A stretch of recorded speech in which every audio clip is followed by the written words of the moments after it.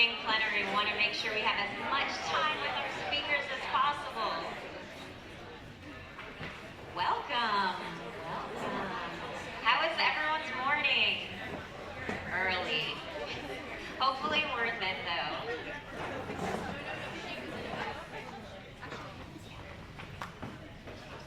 Yeah, welcome everyone.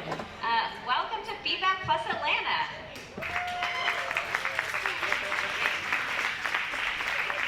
I'm Britt Lake. I'm Annie Greer. We're from Feedback Labs. I think we've met most of you. And we're really excited that you're here. Almost 10 years ago, in 2013, a small group of people had a meeting about feedback loops at the White House. And from that meeting grew the feedback field. So we're really excited to be here and to be thinking about and exploring all that has happened in the last decade of the feedback field. A lot has grown, a lot has changed, and this is now I should have counted, close to 10th Feedback Summit. And what I think is interesting about what's happened in the last, over the last decade is we've really moved from people saying, well, why feedback? Why is it important to listen? Why do we need to care about what the communities and the people at the heart of our work think? And we've really moved beyond that now to the how, to thinking about not why. We get it. We know why. How do we do it the best way possible? So that's what this summit is going to explore. Feedback plus action is the theme, the overall theme of the summit, and we really hope that you leave these 3 days with an understanding of how to listen and act on feedback in better and smarter ways. So in pursuit of that theme, we created 3 tracks that you can follow if there's a particular area of feedback that you want to dive deeper into. We have our Advancing Equity, Shifting Power, and Uncovering Evidence tracks. So if you look in your agenda, it should indicate which of those tracks that session helps to go deeper on and fulfill that understanding. You're welcome to follow a track all the way through from start to finish, or you can mix and match them and choose your own adventure. Yeah, we want to give a big thank you to our signature sponsor, the Arthur M. Blank Family Foundation. Thank you so much for bringing us to Atlanta, for being such great partners, thought partners, and just supporters of feedback in general, the feedback field. You all will hear from Faye Twersky, president, in just a few minutes. And another big thank you to the Fund for Shared Insight, who has also supported Feedback Labs and the feedback field from its inception as well. All right, so to start us off, I'm going to ask that you engage in my earliest feedback tradition. So my introduction to feedback was as a small child, as a part of my faith tradition, otherwise known as growing up in the Black Baptist Church. So we do call and response. So I want us to get a general sense of who's in the room. When I share a group with which you identify, I want you to make some noise, okay? So, in order to better understand who's in the room and who's joining our feedback community today, 68% of our attendees, this is their first summit. So if it's your first summit, let's hear from you. All right. In terms of the sector in which our attendees work in, 30% are from philanthropy, 57% are from mid to large nonprofit,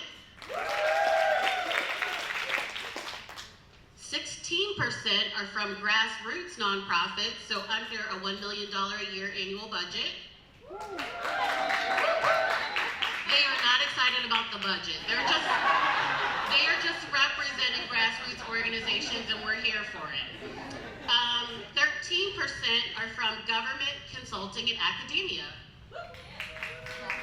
I'm going to add to it. I just left academia, so I'm going to add to that. Okay. All right.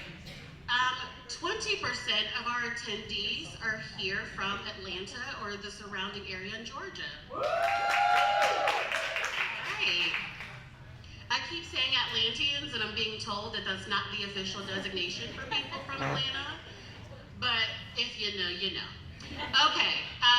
10% are from outside of the United States. Let's hear from you. All right. And that includes the UK, Canada, Tanzania, and Kenya, and other countries from across the world. And we have a few other groups of people that we want to recognize for making not only the summit possible, but our overall work at Feedback Labs and growing the feedback community. We would like to recognize the board of directors for Feedback Labs. If you could please stand and get your call and response. So the board of Feedback Labs. Thank you. The advisory committee, who was instrumental in us being able to host an event in Atlanta. So if you were on the advisory committee, could you please stand and be recognized? They're not standing. And last but not least, we want to thank the Feedback Lab staff and our interns and volunteers. Please stand and be recognized.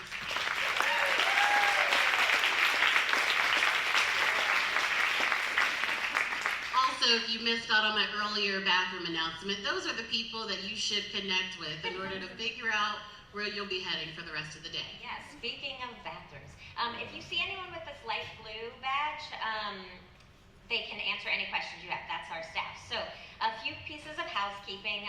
One, there are bathrooms here. There are limited bathrooms, so don't wait till the breaks. Sorry, introverts, you can't hide there. Find other places. There are a number downstairs. I get my ups and downs confused. Downstairs, there are kings and queens rooms, and then over here is a gender-neutral bathroom. We also have a nursing parents room downstairs. If you need that, let us know. There are plenty of quiet workspaces. That conference room on that main floor right when you entrance. If you need to get some work done, feel free to go there. And of course, the area in the back is there for you. We'll go through the breakout rooms when that time comes. If you can't find your breakout room, again, find someone with a light blue badge, and we're happy to help you. In addition to being able to host our summit in this amazing event space here at the Legacy Center, we do want to recognize the land on which the center is built. So we are on the traditional homelands of the Muskogee, Creek, and Cherokee peoples.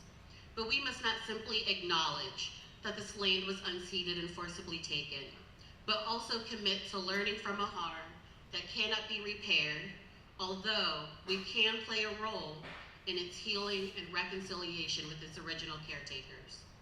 May we resist the erasure of Indigenous people and refrain from speaking of them as a historical people, yet distinct, dynamic, and vibrant humans, communities, and nations that thrive today and still contribute to our collective well-being. What lies beneath the concrete of this building is a land that nourished and provided for its people. And as its present-day caretakers, we must commit to faithful re-indigenization where possible and honor the land by dedicating ourselves to the nourishment of the community that surrounds it.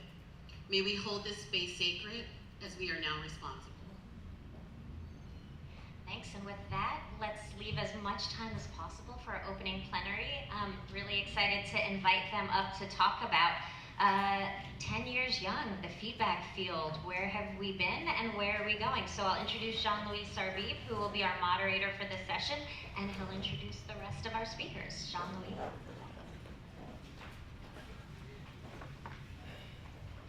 Thank you. Thank you, Britt. Thank you, Annie, for this great introduction. So Britt had to convince me to moderate this panel, but as you know, you can never say no to Britt. So here I am. I am very blessed to have with me three people that cover very different parts of the work we do in the feedback community. We have Faye Twarski, who is the head of the foundation that is hosting us, so give her a big hand.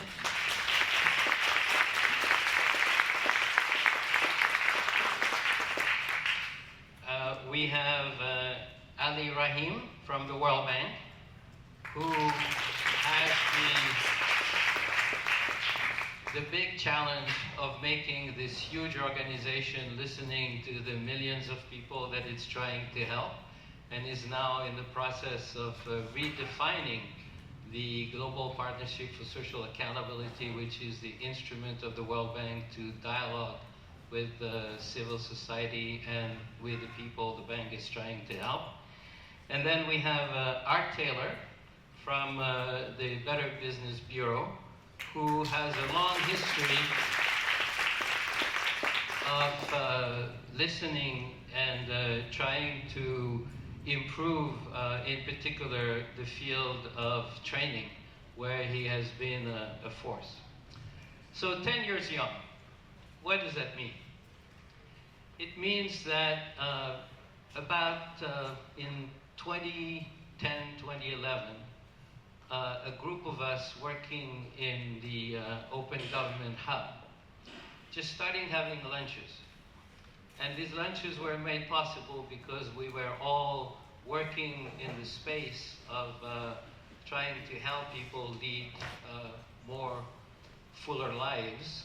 And we started arguing that we really should listen to the people we're trying to help, to the constituents we work with, and give them some voice. So that there was a lot of conversations, and the first big event is the one that Britt mentioned. We were invited to go to the White House. It was the time when President Obama was also beginning to work on the Open Government Partnership. So there was a lot of ferment to really put government and citizen closer together. And it was 2013, and we thought that in 2023, we should take a look back at how this set of ideas have really transformed the way in which we are discovering that even though we want to listen to people, we need to do a lot of the things right to be able to do this. And Britt mentioned many summits, and just by giving you a sense of what the themes of the summits were, you can get a sense of how the field has evolved. In the beginning, the first summit was feedback is the right thing to do, which was kind of a feeling that we all share. And then we said it's not only the right thing to do, it's a smart thing to do. Because, and we'll have the occasion to talk a little bit more about the impact on being better at feedbacks, on getting better results in what we're trying to achieve. And then there was, it's the feasible thing to do. It was an attempt to begin to develop the tools and the community that is today here very well represented. I think this must be the largest summit we have so far. So it means that the field is growing, but with its growth it has additional responsibility, which is to really begin to truly walk the talk with the proper instruments, and also to really strive to a very noble but very difficult objective, which is how can we use what we know about effective feedback to reduce inequality and to fight for equity. So that we're going to take first a look back at how these three people have come to be part of this movement. Then we will look at some of the instruments that they have been using to be more effective in what they do. And finally, we're going to take a look forward to have some themes that we can continue to develop during the 2.5 days that we're going to be spending together. So, Faye, let me start with you. You have a long history of trying to get to feedback. First it was a hunch, and now it's a passion. So how did you get there? Thank you. Yeah, that's a great way to put it, hunch and then passion. Good morning, everybody. It's great to see you all here. Little echo. Can you hear me back there? All right. Yeah, my origin story, I was at that White House meeting, and it was a powerful meeting, but my origin story with feedback starts a little bit before. And in 2006, when I went up to the Gates Foundation, the Bill and Melinda Gates Foundation in Seattle, to help start a new team there at the foundation. It was at the moment that Warren Buffett gave his amazing gift, doubling the giving of that foundation overnight. And the foundation realized it needed to be a little bit more systematic about how it developed strategies, measured results, and so forth. And so I had three parts of my job to build a team that developed good strategies, measured results, but also helped us hear from outside voices. That was the third part of that responsibility. And it was in some ways, the most puzzling to me. Like it was 2006, I kind of knew about strategy, I knew about evaluation, I kind of knew what I was doing there, even though it was not easy. But the third part was an interesting piece of the puzzle, and I wasn't exactly sure how we were going to tackle it. And I thought outside voices, we were really good at listening to experts there. We began systematically, with the help of the Center for Effective Philanthropy, listening to grantee voices. And then one day, I was sitting at my desk, and I just had it was a feeling, it was a hunch. I had a visceral feeling that the people we needed to listen to were far away from our beautiful campus in Seattle. And that we really needed to listen to the people that we were seeking to serve with our dollars. And that was really the beginning. And then it quickly became a passion. We began to work in Africa with smallholder farmers, and then we did a significant experiment with the U.S. schools. So at that time, the Gates Small School Initiative was underway, and the foundation had so much data about so many school features, student matriculation and grades and college going and dropout, and so all kinds of data related to schools, but they didn't have any student feedback data. So they had all kinds of data, but they hadn't actually asked the person who should matter most, the student, about their experience. And that led us to a whole long process, but it resulted within a couple of years with this student voice initiative that later became Youth Truth, and we have our Youth Truth team here. And that became a vehicle for lifting up, amplifying the student experience. And we had a hunch at that time, Jean-Louis, that it was both the right thing to do to listen to students, just normatively, the right thing to do, but also the smart thing. And we made a bet on that. As a little spoiler alert, Youth Truth now has a really solid study that says it actually is the smart thing, that there are student perceptions that are predictive of longer term outcomes. So for those folks who are a little skeptical, saying, yeah, maybe it's normatively the right thing, but not necessarily the smart thing, we now know it is the smart thing. And so that experience led me to helping launch the Fund for Shared Insight, which was really important because funders play an important role in our sector, and if we can help seed really important movements and help support important movements like feedback, it's better than us being obstructionists. Thank you very much. We'll get back to why it's a smart thing to do when we talk about in the second part of our conversations, the tools that were needed. So, Art, for you too, it was a revelation that your training activities would be much, much more effective if you actually listen to the students. Well, tell us a little bit about this, would you? Yes, and good morning, everyone.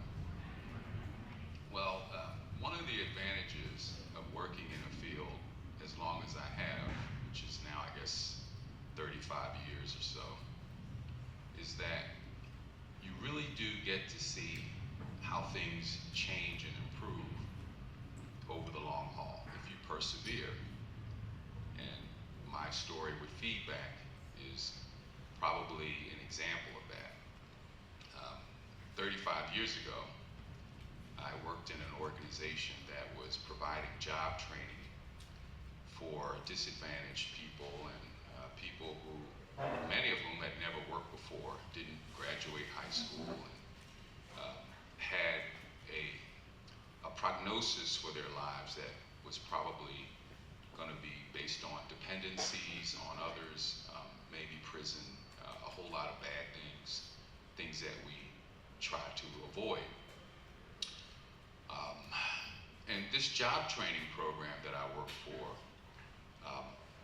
depended on feedback because of the nature of the individuals we were trying to serve, but also because many of the people who worked in this program were from that community.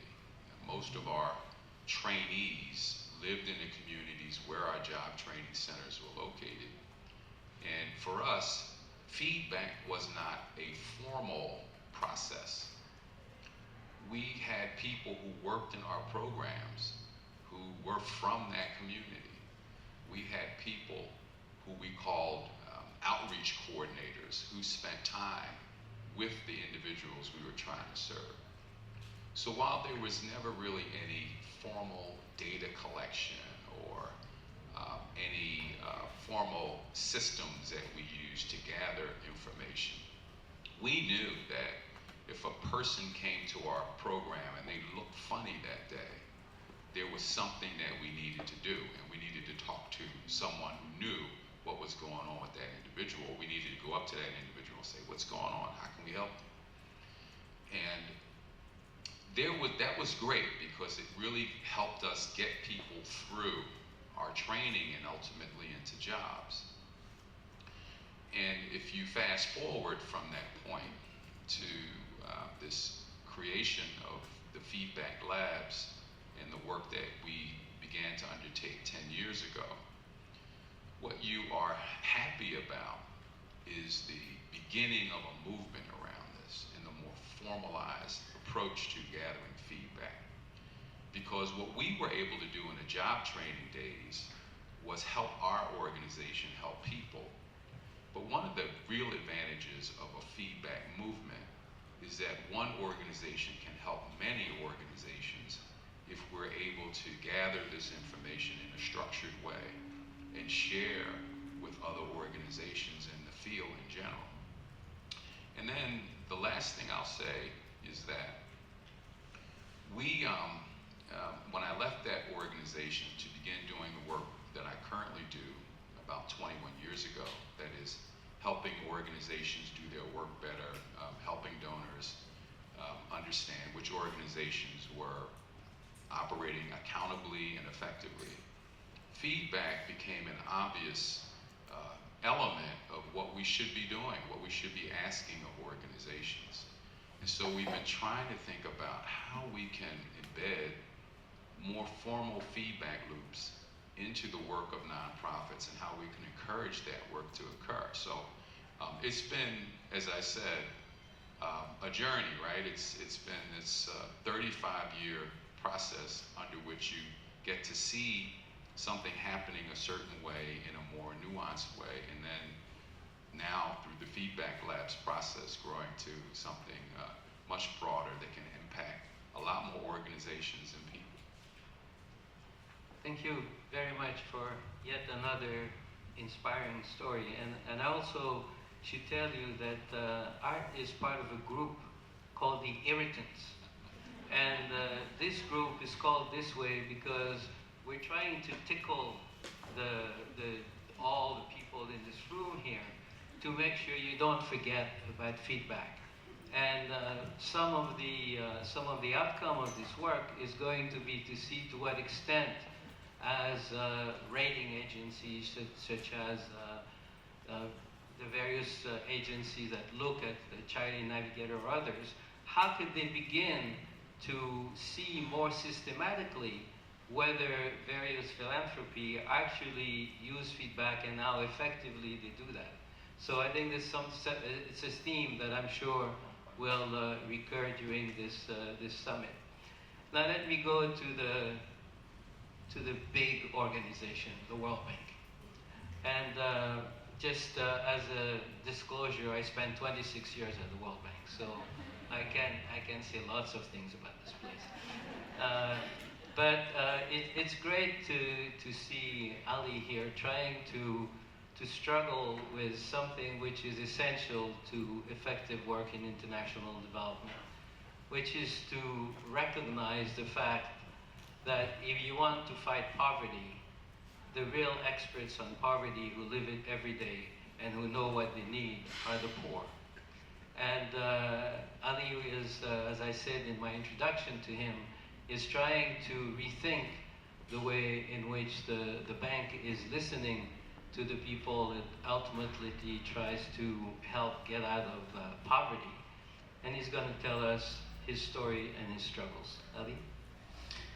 They're big struggles, but Faye and Britt, thanks for having us, at this beautiful event. And I like this idea of us talking about our journeys, and thanks for sharing your very moving journeys. And my journey actually started right here in Atlanta, believe it or not, and so it's an interesting close to a loop. I haven't been back here in a long time, and it was my grad school internship at the Carter Center conflict resolution program. And I remember as a young guy coming there, and Carter was one of sort of my icons, not because of his presidency, but because of what he did after. And conflict and issues of war and peace were my passion, as you can imagine, sort of as a young guy coming here to work there. It was very meaningful, moving. And how that center was thinking about those issues at every level was very inspiring to me.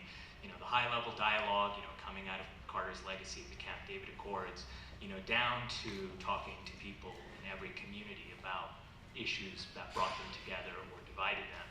And then President Carter himself, we were a group of interns, and we weren't a unique group of interns. He hosted them every summer. But he talked and listened to them, which was not what I was expecting when I got there. That, a former president of the United States is going to sit down with a bunch of kids and talk to them and listen to them. And he did that. And that was striking to me. And not only that, he would share his story. He took us to Plains, Georgia at one point and said, "You're going to watch me teach Sunday school." And it was about him talking to people and them talking to him as a human being, not as former president of the United States. So then fast forward, and somehow I end up at the World Bank. Not long after that, I uploaded my CV into a database. I was in grad school in Georgetown, and I got a ping, and they said, we're starting this conflict pilot program in Africa. This wasn't a big topic at the World Bank at the time. Come in for an interview. And so I did. And I got that job. And, I get into this huge place on a boutique agenda that people are like, this belongs to the UN, not the World Bank. Thinking, how am I going to survive here?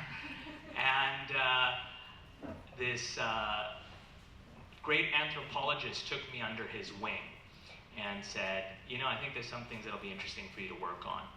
And there was an engagement in Nigeria, in the Niger Delta, which is a war-torn place where Nigeria produces the majority of its oil.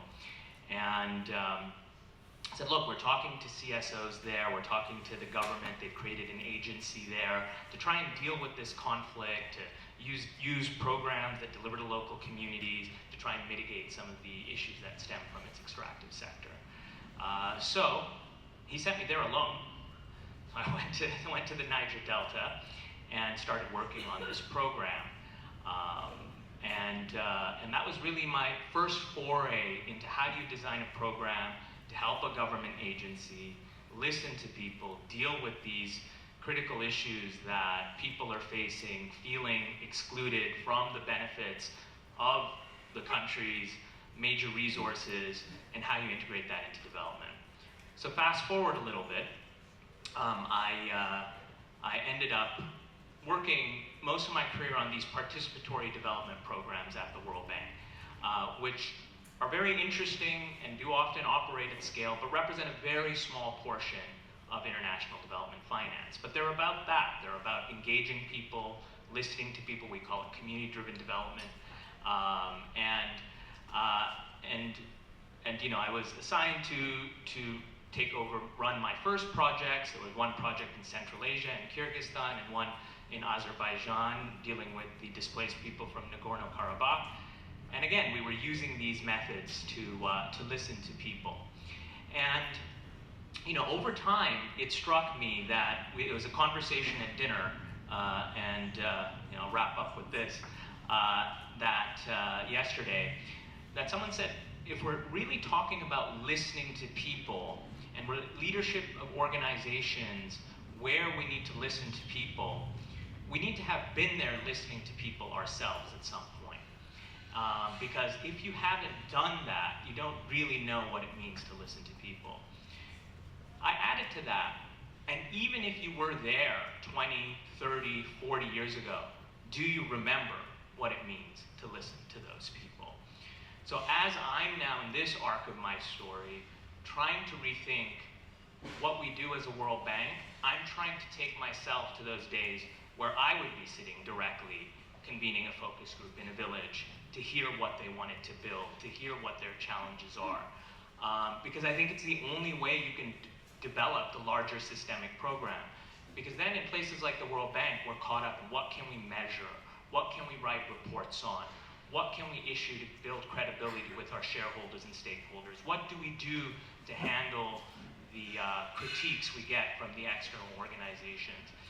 So in the end, I think the challenge also is that leadership matters, and so these types of issues also need to be taken on at the top of the organization. It can't be something that's tangential to make the package look nice. It has to be at the core of delivery. Thank you very much. We heard 3 wonderful stories of people who have gone from a hunch to really making it their life work to listen to people. And what I want to do now is explore a little bit, what have you learned? What are the tools that you've had? What are the tools that you would like to have? And in particular, if each one of you could spend a little time thinking about the embedded power relationship, which is in the listening. Because we go to a community with our own position, which is often the positions of being the funder, or being the World Bank, or being the teacher, so that there is a power relationship. So how do we develop tools that not only allow us to listen to people, but back to the theme of equity, that give power to those who don't have it. So who wants to go first on this? Faye, do you want to start us? Yep. Thank you. Yep, my favorite topic always. So the 2 tools that I know best, I'll speak briefly about, and if I'm going too long, I'll give you permission to cut me off. But the first, I'll just go back to Youth Truth, because this is a tool that was designed to ask students about the student experience. Right? They are the main consumers of education. They're supposed to be. They're supposed to be at the center of our concerns. And imagine if you're a teacher getting feedback from the students that's really well collected and comparative, so you can see how are your students experiencing the classroom as compared to others, or principal, and you find out, my students don't feel that their teachers care about them, that we're in the bottom 10 percentile of students saying, I feel like my teachers care about me. Well, that's pretty devastating if you're a teacher or a principal, and it's something that you can work on. It's very material. And one of the things that Youth Truth does that I think is really important, and Listen for Good does too, and I'll talk about that in a second, is collect that data in a way that is comfortable for the students, feed it back to the schools and districts in such a way that it is actionable and that students are involved in that process. So Youth Truth has developed this whole process called a data equity walk, so that when the school and the districts are getting back their data and they can see how their students are actually experiencing life in the classroom, in the schoolhouse, with a whole educational experience, they have an opportunity to interpret the data. It isn't just the Youth Truth staff or experts who are interpreting the data. They might do that too, and that's good, but they also have the opportunity to say, you know, I think this is happening because of why, or what might we do about that?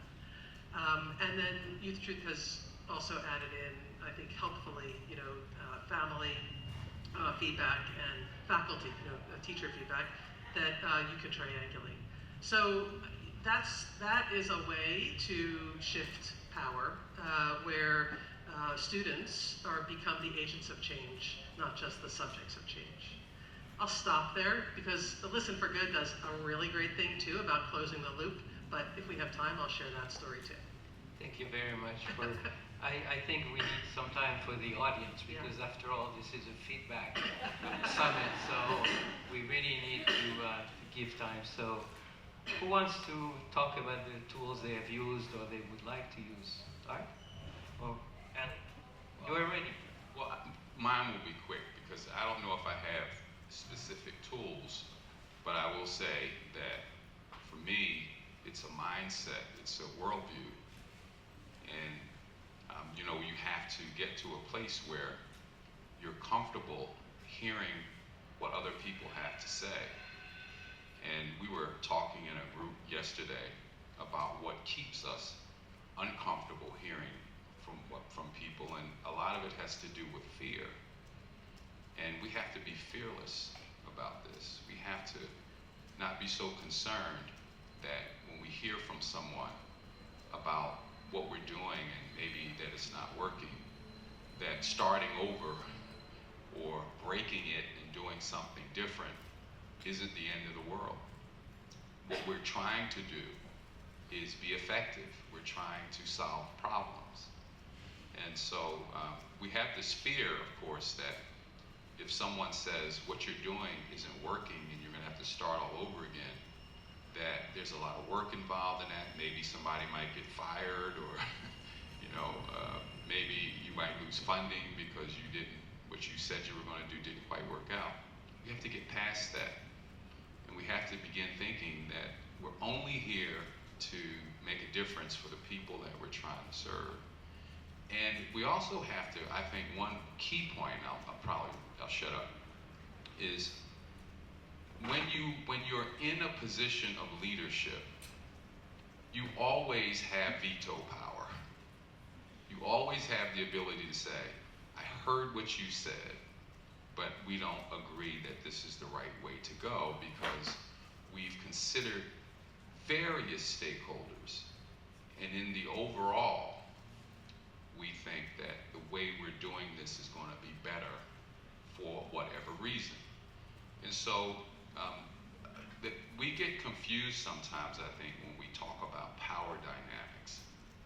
Power isn't necessarily, in my opinion, when you give up your power to someone else. It's more about sharing your power so that you can be effective. And to me, you're in a power position because other people want you in that position, and you should feel comfortable being a powerful person. But you should also be willing to hear from people who can offer something valuable so that you can be a better leader and can serve them better. And I think that is what we're trying to achieve with the whole conversation about power dynamics. To me, it's a worldview, it's a mindset. I think that what you just said really corresponds to my own experience. I've managed a lot of people, and the more empowering you are as a manager, the more powerful you are as a manager, because you really are able to really harness, instead of one mind, you harness many more. And if you create an environment where people feel free to speak their minds, I think that this is a very, very, it's a good way. It's not sharing power, it's empowering people. It's a very different concept. And I saw this when I was working in the field of data as well. But Ali, what's your experience? I mean, I think how Art framed it, and you just took it further, I think you have to go back to first principles. I think that's the fundamental here that we need to reflect on. And I would take that power discussion even further to say that you actually never possess the power. The people who actually have the power just have not had the voice and agency to exercise it. And I think that's fundamentally what this is about. And that's where we're trying to get in the rethink of this agenda at the bank. I mean, it's seen as ambitious, but frankly, it's self-evident. And how we want to frame that in practical terms is to move away from our unit of account, which is the project. For you guys, it might be the grant. Because that's not what we're ultimately trying to influence. We're trying to influence systemic change in development impact at the World Bank. So whether an individual project has X mechanisms is part of that, but that's actually not where we want to operate. We want to look at this as what kind of ecosystem needs to exist in the areas we operate to ensure that we deliver on voice and accountability. So from a practical sense within the World Bank, that means starting at first principles when you have a country partnership framework where we define what our lending portfolio is in a country, that this is upstream in there to say what kind of space exists for civil society to operate, what kind of participatory mechanisms does the government have, how do central oversight institutions work like supreme audit institutions, and then at the bottom up, what kind of ecosystem exists down at the village, community level to audit the delivery and end use of development finance projects, what exists in the meso level between the government and the state, and what exists in a national level to track and count. We have to not just look at the projects has good tools in it. That's basically what we're doing right now. And so that evolution is something our shareholders want. It's clear. How we architect that is very complicated. But that's the vision, and that's where we have to press. This is extremely useful. As we're gonna look to the future, I want to share with you one of my dilemmas as I think of this field. There are books written about the tyranny of experts, and there are books written about the wisdom of crowds. And we have lived over the last few years in an environment where these two things have clashed, with enormous results in terms of life lost. I'm thinking about the discussions, if I can call them that, around vaccines during the pandemic.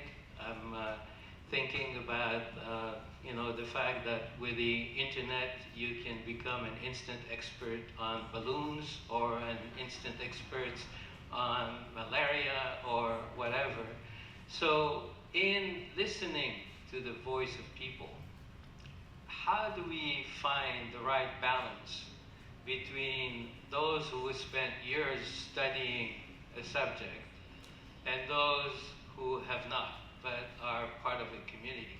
And as we look forward, how do we resolve what I think, and maybe I'm wrong, maybe this is not a dilemma at all, but for me it is.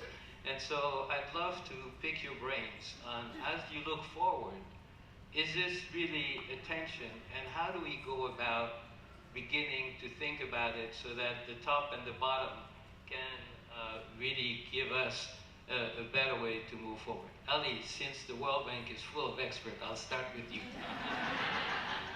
It's the terror of technocracy, and a lot of us have lived in it, or are part of it. So I think that's a fundamental question, and I think the world is about to fundamentally change on this issue. And a lot of you have probably been playing with ChatGPT, right? And the thing about voice and information, people's voices are actually data. It's information. There are patterns inherent in that information that we can't discern in the way we collect and look at it today. So we were playing with these AI/ML models of feedback, voice, and overlaid with other development data. We're piloting in various World Bank projects right now. And for the first time, we're, with high levels of accuracy, able to predict the onset of conflict, the movements of populations. One of our sectors is piloting an approach to preemptively trigger the release of funds based on migrations. And so then we're also thinking about for citizen engagement, hearing the voices of people. There's a company called Plenary we're collaborating with.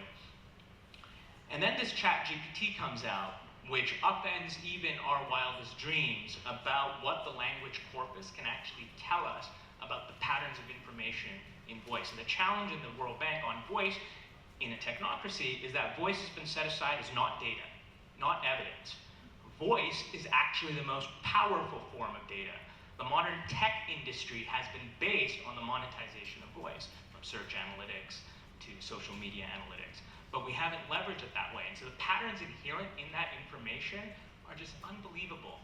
And we're only starting to get to a point where we can really interrogate that. Now, that doesn't take away the voice and agency. You need that process. You need the legitimacy of the process. Actually, this is a concept we're trying to socialize right now at the World Bank. Our global director of social sustainability just presented to our board on this. So you have to have the legitimacy of the process, but you have to start to think about how we now leverage these new technologies to amplify the information inherent in that voice that's out there of people. So I think this is the next delta. This is the step change that's about to be there. I've been playing with ChatGPT pretty intensely myself and seeing how it relates to the other models we have. Try it. It is enthralling and terrifying.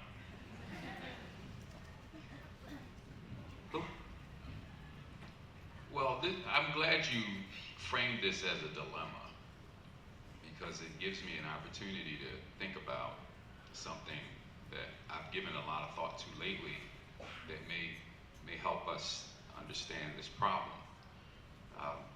When I think about dilemmas, I think about problems that don't necessarily have a solution.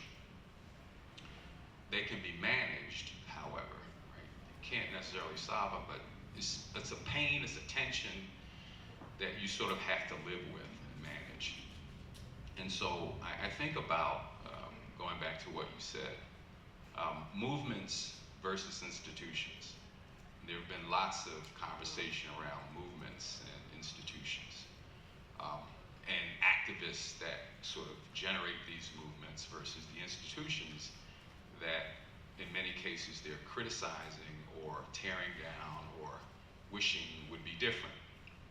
And clearly, we need to do a better job of bringing these two together, because I don't think movements solve problems. I think movements bring attention to problems. They help us understand the nature of problems, and the voices that come out of these movements move us as institutions to do things differently. But when you want to solve problems, it takes long-term organization and people with skill sets to actually help us solve those problems. But ideally, we want to find a way of managing these two divergent ways of operating into a unified approach, right? We want to always be able to hear from the movements. We always want to be able to gauge the voices so that as institutions, our solutions are actually serving those needs. And so for me, it's what tools can we come up with to, as you might say, identify the voice or hear the voice, react to the voice, respond to the voice, let the voice know that as institutions we're listening, and that you don't have to tear us down. We're nimble enough to change. And at the same token, as institutions, we have to be willing to do that work. So that's the management of this dilemma, I think, that you're talking about. I really love this thing on movement versus institutions. And it's something that Brit and her team really struggle with every day, because we have created a movement. How does the institution then respond to it, learn from it, and grow from it? Faith, some thoughts? I have a slightly contrarian view. Good. Lovely. Which is, I actually don't think it's a dilemma. I'm going to channel my kid for a minute and say this is like a non-binary thing. Yeah, I actually, because there's another book written a couple decades ago too about the tyranny of participation. I actually think it's really clear that we need both. Yes. And sometimes data sources are in conflict, and we have to make our way and wrestle with what is this one saying, what is this one saying, how do we reconcile that? No one has the corner on truth. And the best example of this, back to the dilemma that you framed between experts and people, is in the healthcare field. So I did a lot of research in the healthcare field as we were beginning this work on feedback, and the Cleveland Clinic is a great example where they were sort of at the forefront of patient feedback, all about the patient experience. And of course, healthcare and doctors, they are the height of expertise. But what's really clear, and the Cleveland Clinic whole experience showed this, is that patient feedback matters a lot. So if the patients share in patient feedback surveys that they feel like the doctor and nurse listened to them, cared about them, gave them choices for treatment that they understood, it made a huge difference in their health outcomes. Like, there's actual data about that the patient experience made a huge difference in their health outcomes. If the patient understood, felt respected, felt treated with dignity by those experts. That's the best example we can point to, I think, that expertise matters because you got somebody giving you choices, but so does dignified experience and the feedback from the person who should be at the center of our care. And that, patient experience, after the Cleveland Clinic really pioneered it, it has, spread around. Now, when you go to the doctor, did you get a feedback survey? That wasn't always the case. And I'll just close with one story. Early on in my feedback work, again, going back to the Youth Truth experience, I remember I was still up at Gates, but we went down to Menlo Park to visit with my friend Paul Brast, who really, smarty pants guy, was the dean of Stanford Law School. He's also really like a very close friend. And he brought the Youth Truth team, and I was with them, and he invited all of these really smart professors from like the education department at Stanford and said, is there any evidence that student voice matters? And, should we be really listening to students? And, all these questions, and these very accomplished researchers, total experts, talked about why, student voice really didn't matter. And, they had Paul basically was saying, back 100 years ago, regular people thought cholera, came from witches. And so, should we really be relying on them? So he was really, really arguing against this whole point around perceptual feedback. And my answer to him then, and it's really the same now, is, yeah, people might be wrong. They might have been wrong about cholera. They were wrong about cholera. It didn't come from witches. But it's actually really important to know what people think. It's important to know, because when you're trying to, counteract, well, actually it doesn't come from some voodoo source, but there's washing hands makes a huge difference. Understanding what people think matters a lot. And then you can blend it with your expertise in order to, come out with more reasonable pathways to better lives for all. But you can't do it if people feel treated with disrespect. And I know I said I was going to end, but one last story, which is, I was talking with Mary earlier today from the PACE Center for Girls, who was saying, they just did this study, they serve girls who are diverted from the juvenile justice system, really, kids who've gone through a lot. And you should maybe go to her research session. But the research showed very simply that just listening to those girls, just asking them, how are they doing, how are they experiencing things, just listening to them made a difference in their student outcomes. Just listening, not even particular questions, just the act of simple listening.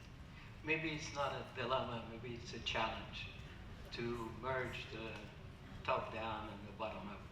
in a way that enrich the conversation and leads to better outcomes. I think that I'm not trying to summarize for now, but the floor is open to your ideas, your feedback, your comments, and I assume there are a couple of microphones going around. So who wants to speak? And when you do, please tell us who you are and what you work on. Don't you all speak at once. I can't see anything because I am under the projectors here. So go ahead, sir. Hi, my name is Shet, and I was one of the participants in the feedback sessions before. We also have a tool for impact measurement, and one of the things that we have seen working with many nonprofits is that oftentimes there is a lack of connection between the strategy, which is what we call logic model, data they collect, as well as the dashboard, and oftentimes the data they report are not aligned with their strategy ever. And that's a consistent challenge that I see across all the nonprofits that we work with all together. Do you have any recommendations what nonprofits should do to make sure they are more listening side rather than reporting side of it? Thank you. I'll take a couple of comments and then we'll respond together. Anyone else?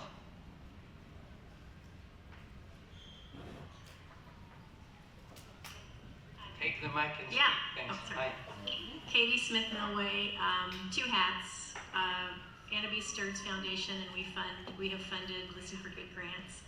And then I'm also a social impact advisor and work with grant makers on research, grant makers and nonprofit networks on research and making that research make a difference.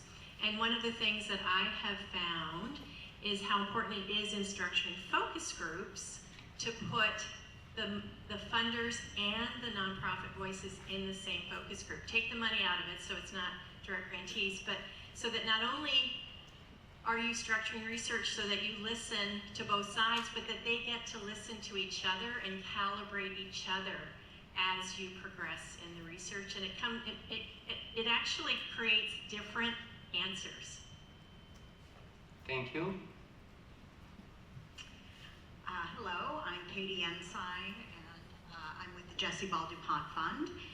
We're based in Jacksonville, Florida, and we do a lot of collective community work there, but we tend to hear from the same people.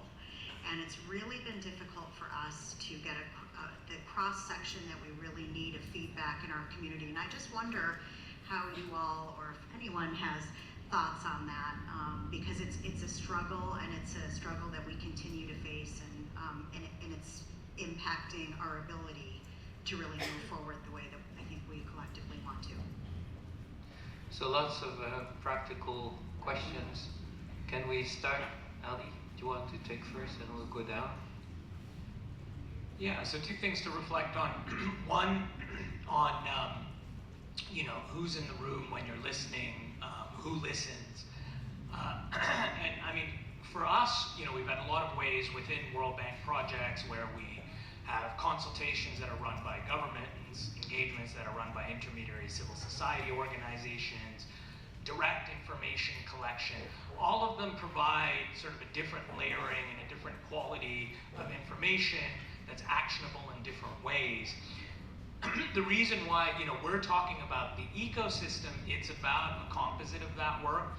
And in our case, we go away from the individual project is what we're trying to do, because a lot of the information is interrelated. What really will make your individual project more effective doesn't necessarily require a direct engagement on your project. That can be part of it and needs to be part of it. So for us, it means for ourselves, working with our client governments, working with other multilateral development banks who are financing, bilateral donors. Instead, and this goes to also the complaints coming from countries and others, you probably have the same, but the onerous reporting requirements and the different standards. Part of this is pooling our efforts. I mean, you guys are doing this, it's great to hear about it. This is, a lot of what you do is new to me, but it's, another side of the same coin. But that's what we also see, is that we're all trying to satisfy our chain of reporting requirements. And even though if we care about the process becomes secondary to the reporting often we need to do. We do it too to report up to our corporate scorecard, which has beneficiary feedback in it. So everything is about getting the right numbers that look right in the World Bank's corporate scorecard. So when we're driven by that kind of reporting metric, the actual process can become secondary. So how do we collectively pool work? That's a real thing that we want to think through. For us, it's in the broader development finance space. For you all, it could be in different spaces, but what's the collective action on this? Also, the questions about how do you make sure that you have the right voices and that and you listen to them in an environment that is neutral, if I understood one of the questions. Art? Well, on the question of the logic model, I think I heard someone say that they're having trouble, if I understood the question correctly, you're having trouble embedding feedback into your logic model analysis. I would say maybe two things. One is, what type of goals are you actually setting that do not include the voice of those who are being served? Maybe you might need to rethink the goals that you're actually setting, or the input measurements that you're adding into that logic model. But also you might want to just not use a logic model. You know, there are other ways of looking at, you know, program evaluation and organizational effectiveness metrics. So maybe you might want to shift away from using that format. The other point about community and how to get voice is to appreciate that communities are tricky, and communities develop around pecking orders, cliques, and different power structures. And so maybe you start by asking the question, why? Why is it that the same people keep showing up all the time? Why is it that the same people keep sharing voice and we're not hearing from other people? When you ask the question why, you may get some answers, and then you can begin addressing those answers so that you can get others connected and hear from other people. It may be that the people who you want to hear from don't have time. It may be that they're just uncomfortable speaking out. We see this in all kinds of groups. It may be that they felt, you know, disrespected before when they did speak out, so they don't. Or it may be that they're oppressed by the groups that do speak out. So you have to, you know, consider the question why, and then maybe try to design some approaches that will get them to come out and be a part of what you're trying to learn. The voice of experience. I'll just add to the gentleman in the back again, if I understood the question. A few years ago, I wrote an article arguing that we needed a new three-legged stool in the measurement space. That, you know, when I grew up, there was the frame of monitoring and evaluation.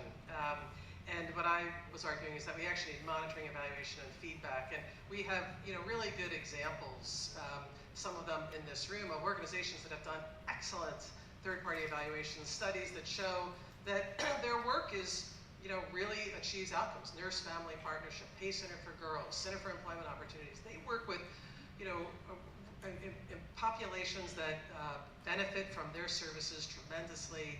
You know, CEO helps young men transitioning out of the criminal justice system into more stable lives. Nurse Family Partnership does you know, incredible work with first-time moms, helping them to have better birth outcomes, you know, just by visiting nurses, better birth outcomes, breastfeeding outcomes, early childhood outcomes, incredible. They monitor everything that they do to ensure that they're implementing with fidelity. But then when they started integrating feedback as a third leg of that stool, not replacing the other two are still crucially important, and they can look like impact studies or outcome studies, but the feedback piece of it helped them get rapid information about how people were experiencing their services. It helped them get new ideas about how they could improve. Nurse-family partnership have been operating the same way for decades, and it got new ideas. 5 years ago about the moms didn't really like the material in the binders. They loved the material, but could you develop an app? Well, their selling partnership had never developed an app. And it wasn't until they asked the moms who live on the phones that they got the idea of developing an app. Nowadays, it's sort of like unreal to us, but then they hadn't developed an app. Just very simple innovations that you can get from, evidence doesn't mean you stop innovating, and feedback can really be an innovation driver. But I think that what you said really resonates with me in terms of shortening the feedback action. Because I think this is how you build credibility, is when people express a voice, then some action happens. That really encourages and facilitates the continuation of the feedback loop. And I've seen this in some community development project that I was involved with at the bank. When people believe that what they say is not simply because you're going through the motions, but they see an impact, then the credibility of the whole process is, and you can correct mistakes in real time. That's, clicks, fix, a certain number of such things. How many more people want to, we need to finish in about 10 minutes, so can you raise your hand if you want to speak, so I know a little bit how many people are. 1, 2, 3. Okay, can you be brief, because I'll be fired if I don't finish at 10:15. Hi, Jahan Valji. Sorry, why don't you go ahead, sir? I couldn't see if you had. The gentleman was up. Yes, go ahead. Okay, sure. I'm Ben Eyre from the University of Bologna. I do long-term ethnographic research, mainly in East Africa. And I had a question, I guess, mainly for Ali, which is, I thought you were talking about participation right down to the village level, which obviously is really laudable and important, but to think about a country like Tanzania, for example, which has very sophisticated mechanisms for participation, but they don't always enable people to exercise or to demonstrate the capacity for exit, voice, and loyalty, and how to think about those when you're allocating capital. So I wondered about how you're kind of approaching that and kind of going beyond just participation. And if you could speak to that and add the other points as well. Thank you. Thank you. Next. Hi, Jahan Valji. I'm at the William and Flora Hewlett Foundation. My question is about feedback and making sure it's not extractive. There's a lot of criticism at times about how feedback is sort of obtained and not used, or obtained in ways that are not thoughtful. And I'm curious to hear more about the circumstances under which, or conditions under which, you think those concerns can be addressed, whether it's closing the loop or compensating or other things like that. Thank you. Last question. Hi, I'm Allison Spence. I'm with the International Rescue Committee here in Atlanta. Come visit us. And we serve about over 4,000 clients a year in the Clarkston community. In the past year, we've gotten very involved in more formalizing, centering our clients' voices and closing the feedback loops. And and this might be more of a comment, while it's been extraordinarily rewarding and we're continuing on with our work with clients and staff, it's really high intensive, expensive kind of work. And so we're struggling with some of those issues. So we're really looking over the time here this week to figure out what are some high impact, low cost kinds of ways that other people are working with communities like ours. Thanks. Thank you. Well, let's go quickly. Ali, you had a specific question. Okay, so I don't know the Tanzania case specifically, though I'm familiar with a lot of the African context, worked in a number of them. And it's a good question. What we're talking about is not making everything a community-based, participatory, rural appraisal kind of project. That's not at all effective, and that works for certain kinds of delivery of services and capital. So I'll give you an example. We're looking right now primarily in the Global Partnership for Social Accountability at the delta we're about to go through for climate finance, for example. And so we're probably going to see the largest increase in development finance probably since the 1970s around climate, and on the balance sheets particularly of the World Bank and the other MDBs. We're calling it the evolution roadmap. You might read about it in the media. And so as we go forward with this, the question is, what role does transparency, participation, accountability play in the allocation of massive amounts of new capital coming into these economies? So it's about an architecture that needs to be built. The bottom-up side is just one piece of that, but you need a whole system, bottom-up, top-down. And then the most important piece of the puzzle, and even developed economies struggle with this, is how is that feedback received into decision-making processes, and not just project and capital processes, but the actual policy process itself, which informs that. So it's about building this out. I mean, the same way we do it for macro fiscal stability, for example, and other things, this can be done. It is a science and an art, but we just don't invest money in it at a substantial scale. Our clients are reticent about it in some instances. So it takes a reorientation that this is a central piece of the development finance architecture. And there's a lot of people who think it is, both inside and out, but it is a very difficult nut to crack. But are we going to commit to it? It takes political will, it takes an evolution. So we're trying to sort of at least get the skeleton framework of what that might look like, share it with our board and management by the end of the year, and see what the will and interest is in this kind of thing. Thank you. You want, Faye, you want Yeah, to take I'll take the two women's questions. So on the question of extractive, I think it's a really important question. And what I would say is, I'll quote a former older mentor of mine who said, let not the abuse of a thing be an argument against its proper use.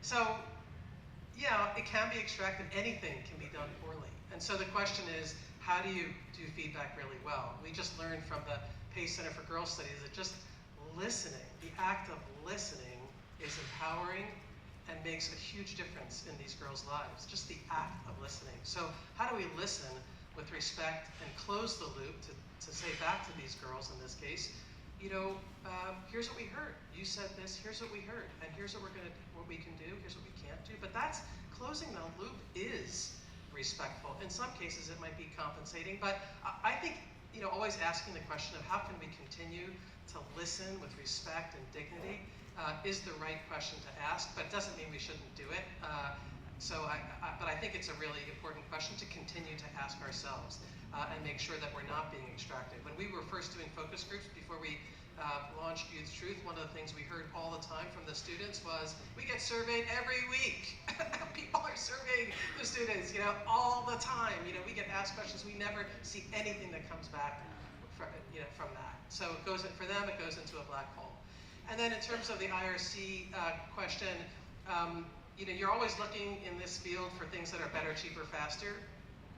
I would argue that Listen for Good is a fantastic feedback tool that is cheaper, faster than almost any other measurement technique, and in most of the cases also better.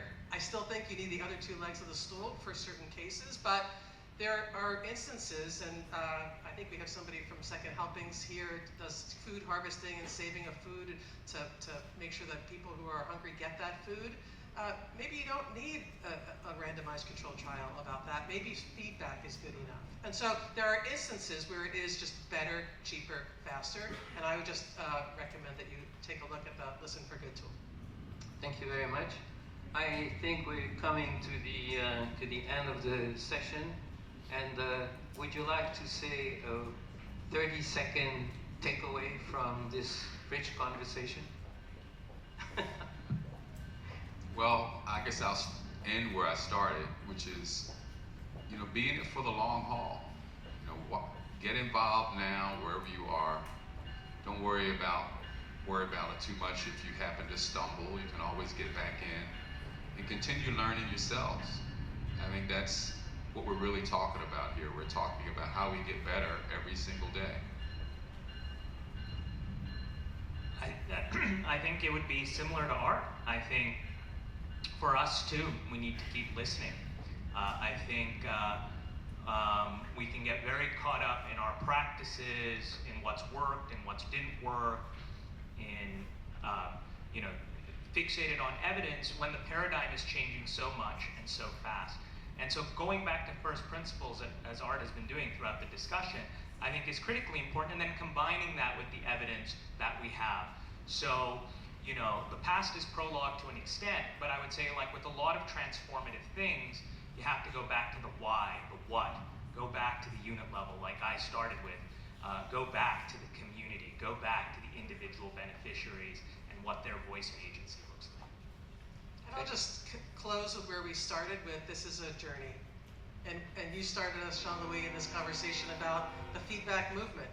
And it's kind of fitting that we've got a train going near us. Right, that this is a journey. That in 12 years, look how far this feedback field has come. Starting with just some ideas. And so, starting with some listening in your organizations, in your foundations, in your government agencies, and just continuing to listen and respond. It becomes a virtuous cycle. The more you listen and respond, the better feedback, not just positive feedback about all the great things you're doing, but also constructive feedback about how you could do better. That virtuous cycle will happen, and it's not a one-time event. It is a journey too. It is a journey, and one of the challenges is to really make sure that we continue to build this movement. Hopefully it will lead to a few institutions that do it very well, from which we can learn. I think there is a word that was implicit in everything that our wonderful panelists said. It's the word respect. And I think it's fundamental that in order to avoid the extractive dimension, that we come to it with a combination of respect and humility, especially when we're in positions of power, because we have the funds, or we are the World Bank, or we are teaching. So I think it's extremely important that there is no magic recipe, but there is a wealth of experience in this room. And I really hope that in the next 2 days, you're going to make use of it, talking to each other, giving each other, dare I say it, feedback on your own experience, so we can learn, continue to build the movement. So in another 20 years, we'll be all practicing feedback with the instruments that we need, and we'll make a dent in inequality by doing this. Thank you very much to our panelists, and thank you to all of you.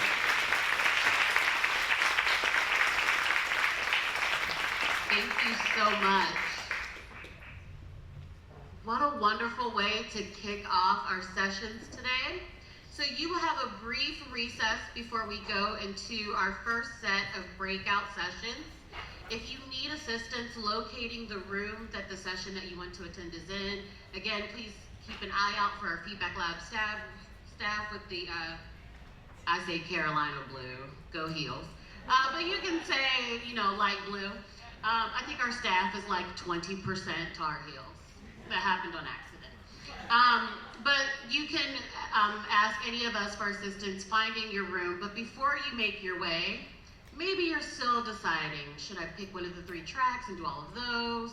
Should I choose my own adventure? I don't even know these people. How do I know what I want to go hear and listen to? Well, you're about to find out. We're going to have each of the breakout sessions come up real quick and do a 30-second pitch for their session. Afterward, you'll be dismissed for your break, and you should be in your room and ready to learn from these amazing people by 10:30. Okay, hi Feedback friends. My name is Jon, and I'm here with Redev, and in my breakout session, Building a Practice of Participant Feedback Through Evaluation, we are going to talk about feedback research and the power of collaboration. So my colleague Dina and I are going to share with you what we learned about the correlation between perceptual feedback and short and long-term outcomes in the context of an impact evaluation within the employment social enterprise field.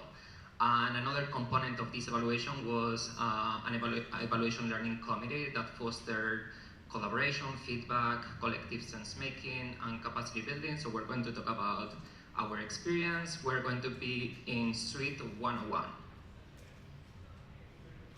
Good morning, everyone. My name is Shanali Banerjee, and I'm here representing the Cambridge Center for Strategic Philanthropy. And I'm here as one half of Team Jetlag, along with my colleague from Accountable Now, Eliza Lopez. So it's going to be a very interesting session, considering we both flew in from Europe recently. So we're on the shifting power theme. We will be giving a workshop on shifting power in the civil society sector, system change through dynamic accountability. So I'll be kicking off with sharing some research insights from all the work our center has done over the last 2 years, particularly data that we've collected in the philanthropy sector, particularly looking at philanthropy for international development, but a lot of themes that would be relevant in the domestic context. And then Eliza is going to be very exciting and lead us through a great activity that I think will really, really help illustrate what dynamic accountability means, both for grant makers and recipients. So I do hope that you'll be able to join us. Thanks so much.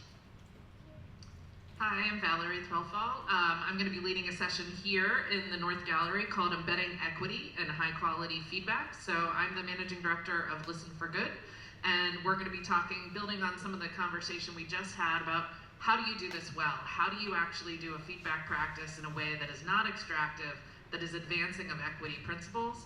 I'll talk a little bit about how we think about it at Listen for Good, and we have 3 amazing organizations that are going to be speaking: Silver Lining Mentoring, Compass Working Capital, and the YMCA of Metro Atlanta. Hello everyone, I'm Katie Ensign with the Jesse Ball DuPont Fund. We're a private foundation based in Jacksonville, Florida. And I hope you'll join us in the cafe just down the stairs. We're going to be a team of us, grantees, and the Jesse Ball DuPont Fund. We're going to be talking about building a culture of feedback, and we're going to be talking about how we do that individually as organizations and leaders, and how we are trying to do that collectively as a funder and grantees, and even in the community of Jacksonville. So I hope you'll be able to join us. We're also going to talk about some of the challenges that we each have found in really implementing and sustaining feedback practices. To someone's point earlier, it is work and it takes resources, and we want to really understand what our grantees need to do that work, and we want to understand what we need to do that work well. So if you have challenges and you want to share, come to our session. Thanks. Good morning. My name is Rylan Truman. I'm here on behalf of the Kentucky Office for Refugees. So we're a state level funding entity working exclusively with federal grants. And we're here to talk about the Kentucky Refugee Voice Project. I'm here with a few of my colleagues and collaborators. And we're going to talk about what this project means. It's basically a statewide initiative that is underway and ongoing. But we're going to talk about how we are connecting with refugee communities across the state to really center their experiences and making sure that those experiences are what are guiding our funding priorities in our programs.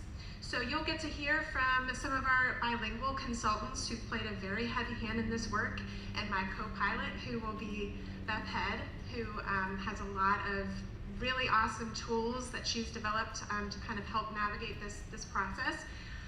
So we're going to be looking back at kind of where this project started, how it's unfolded, what we've learned, which has been a lot. But then we also have created a lot of space to hear and digest and unpack and learn from you all. So we hope that you join us there. We will be in the event hall. Class dismissed.